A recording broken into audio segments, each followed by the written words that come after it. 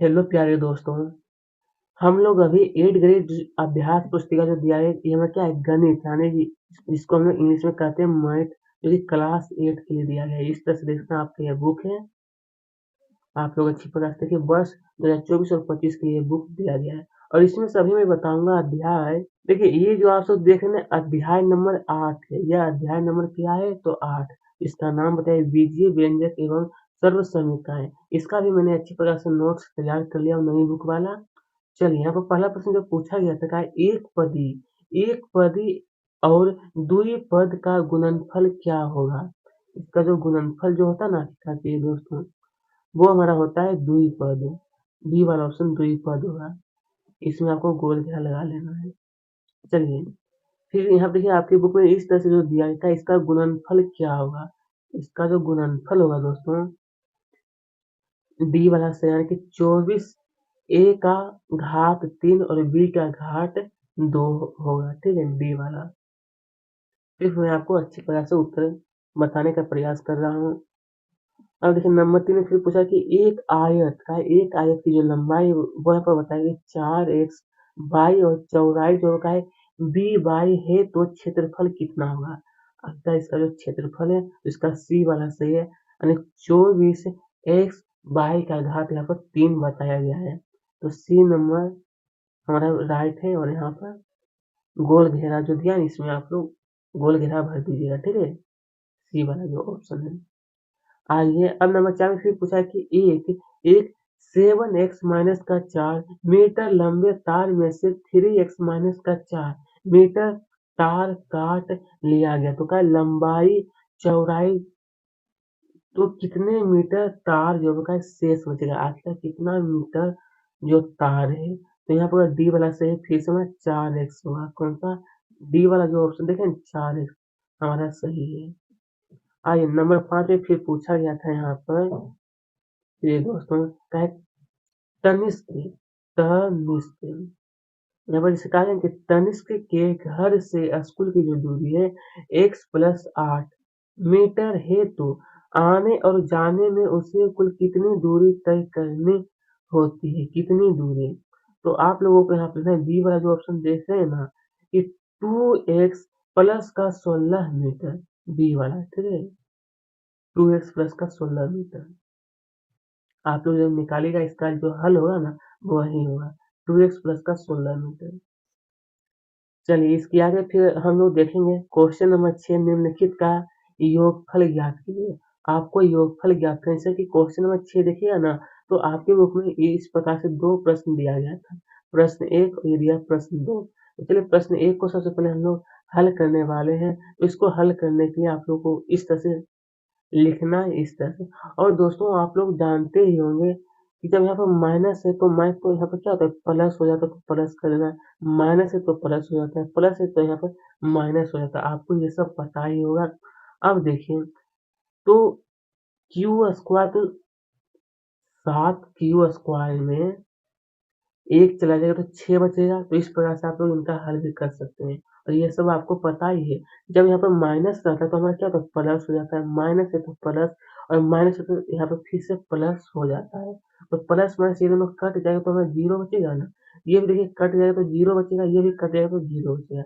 इस प्रकार से हमारा हल किया जाता है जो मैं आपको दोनों प्रश्नों का हल करवा चुका हूँ। इसी के साथ ही देखिए ये जो आपका दिया गया था आपकी लोगों के जो दिया गया ना बीजीय व्यंजक जो है इसे का आपको घटाने के लिए क्या करना आपको घटाना। तो चलिए इसे भी मैं आपको सही और अच्छी प्रकार से मैं बताने वाला हूँ। देखिए पहला समीक ऊपर में जो व्यंजक है ऊपर में लिखना है और नीचे में। और आपको पता है कि प्लस होता है तो माइनस हो जाता है प्लस है तो माइनस प्लस है तो माइनस प्लस है तो माइनस है तो प्लस और प्लस है तो माइनस हो जाता है। जब आप लोग इसे घटाइएगा तो 6 का 6 होगा और 4x का 4x लिखना। अब यहाँ से घटाइएगा ये प्लस में है तो यहाँ पर बचेगा 3 बाई क्योंकि -6 में +3 बाई घट जाएगा तो हमारा 3 बाई बचेगा ना। इस प्रकार से आप लोग इन्हें पूरा हल कर सकते हैं अच्छी तरीके से। आइए नंबर 8 अब देखेंगे क्वेश्चन नंबर 8 जिसे यहाँ पर कहा जाता है कि एक आयत की जो लंबाई वो यहाँ पर बताया कि 7x और चौड़ाई जो बताया गया वो 2x प्लस का 1 है। तो आयत का क्षेत्रफल आपको निकालना है। अगर आयत का जो क्षेत्रफल है उसको ज्ञात करना है। तो देख सकते हैं यहाँ पे बताया गया आपको कि आयत का जो क्षेत्रफल होता है वो लंबाई गुना चौड़ाई होता है। तो लंबाई आपका 7x है, चौड़ाई 2x प्लस का 1 दिया है। तो इसे आप लोग हल करिए तो हमारा आएगा इसका आंसर कि 14x का घात 2 और प्लस का 7x आएगा। ठीक है। इसके अलावा फिर नंबर प्रश्न 9 में फिर पूछा गया था कि 4y ब्रैकेट के अंदर 5y माइनस का 6 दिया है और प्लस का 4 है, तो काय को सरल कीजिए तथा y यहाँ पर फिर बताया गया y बराबर का 4 के लिए इसका मान ज्ञात कीजिए। इसका जो मान है वो आपको ज्ञात करना है। तो आइए दोस्तों, बिल्कुल मैं अच्छी तरीके से आपको बताने वाला हूँ। तो सबसे पहले लिखना है कि 4y ब्रैकेट के अंदर 5y माइनस का 6 उसके बाद प्लस का 4 यहाँ दिया। तो इस प्रकार से आप लोग इन्हें हल करिएगा। तो ये दोनों को जब गुणा करेंगे तो 20 गुने 16 तो 320 आएगा और ये दोनों को जब घटा माइनस में ये प्लस में दिया 96 में से 4 है तो 96 में जब 4 चला जाता है तो हमारा 92 बचता है। ये दोनों को फिर से जब हम लोग घटाएंगे तो हमारा इसका सही आंसर 228 यहाँ पर आएगा। इस प्रकार से आप इन्हें हल कर सकते हैं। आइए प्रिय विद्यार्थी, अब यहाँ पर नीचे दी गई आकृति का क्षेत्रफल ज्ञात कीजिए।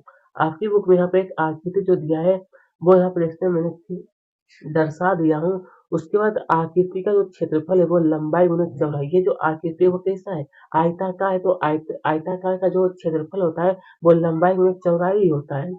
और यहाँ पर जो दिया गया लंबाई देखिए ये 5 x प्लस का 5 चौड़ाई x प्लस का 2।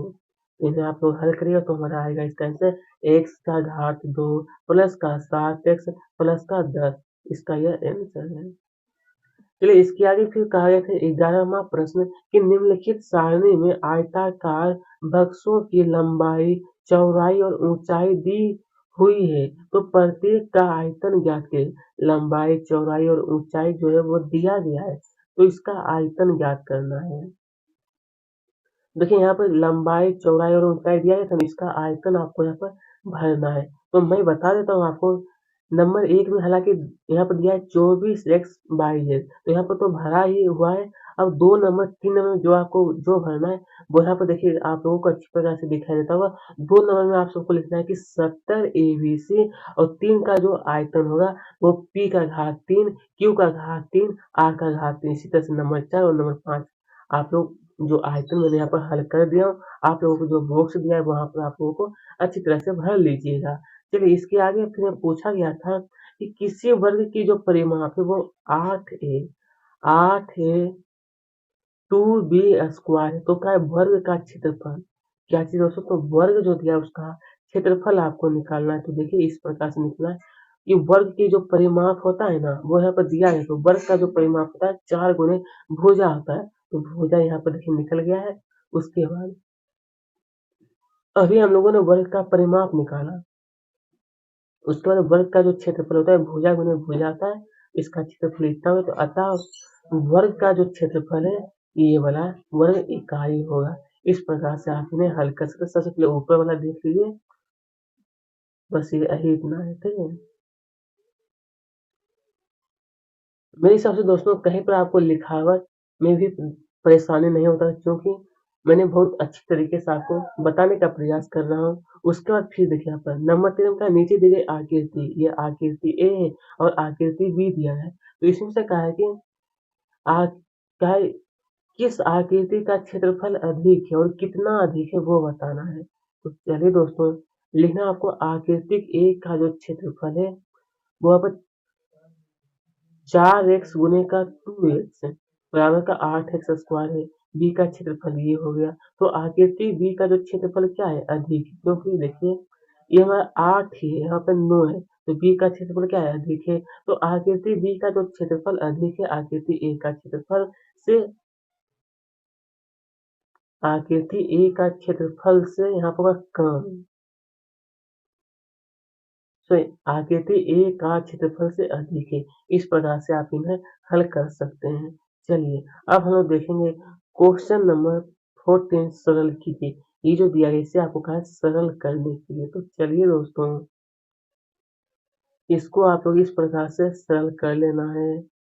बहुत ही आसान है दोस्तों, हालाँकि आप लोग इन्हें बहुत बार बनाए भी होंगे, इस प्रकार का जो प्रश्न जो रहता है, यहाँ पर देखिए बताया गया आपका।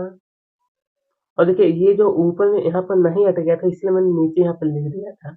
और ये भी देखिए नीचे में थोड़ा-सा लिखा ताकि नहीं अटा था। ये पूरा हल इस तरह से कर सकते हैं, ठीक है? बहुत ही आसान है। चलिए ये भी पूरा हो गया। अब देखिए प्रश्न 15 देखें तो बताया नीचे दी गई आकृतियाँ इकाई वर्गों से एक पैटर्न बनाती है। तो आखिरकार फिर पूछा है कि इनका इनका अवलोकन कर दिए गए प्रश्नों का हल कीजिए। दिए गए प्रश्नों का ये देखिए इस तरह से आपका आकृति दिया गया है। तो नीचे कुछ प्रश्न पूछे गए हैं, तो इनको हल करने का इस पैटर्न को जारी रखते हुए आकृति 6 बनाइए। तो आकृति 6 दोस्तों इस तरह से आप बना सकते हैं, ठीक है? इस तरह से देख सकते हैं, यहाँ पर आपको बताया गया है, इस तरह से चाहे तो आप अपना आकृति बना लीजिएगा, ठीक है? उसके बाद देखिए आगे, प्रश्न 2 में कहा है स्पष्ट कीजिए कि आकृति संख्या एवं उसमें उपयोग किए गए इकाई वर्गों की संख्या किस प्रकार संबंधित है। देखिए लिखना है कि प्रत्येक आकृति में इकाई वर्गों की संख्या आकृति संख्या के दोगुने से एक कम है। और 3 का आंसर ये लिखना है, क्या टी बराबर 2n माइनस का 1, ये 3 का आंसर है। और इस नंबर 4 बस इतना ही आपको लिखना है, ठीक है? 3 ही प्रश्न टोटल पूछा गया था, तो आप लोग तीनों का उत्तर मैं बता दिया हूँ। तो इसी के साथ आज का वीडियो हमारा समाप्त। अगर अभी तक हमारे चैनल को सब्सक्राइब नहीं किए तो कर लीजिएगा, साथ में वीडियो को भी लाइक